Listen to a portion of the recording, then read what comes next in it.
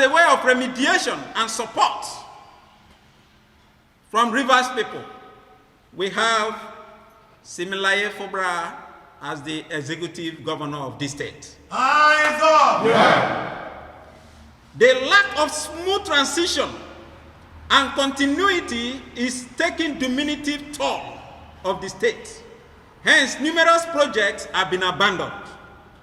If the current governor decides to rejuvenate moribund projects, he becomes an enemy to a malignant emperor who wants the state as his estate, and that is totally unacceptable by the good people of Rivers State.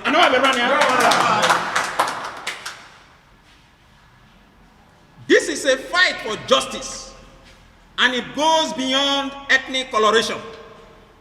We are therefore calling on all the elders who had proclaimed support for Wike.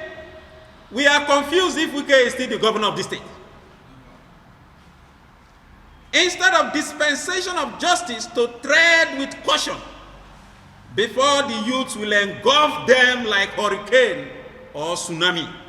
Wike should let our governor see him breathe.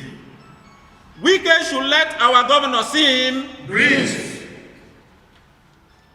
and exercise his political and administrative dexterity and ingenuity without further interference from the former governor.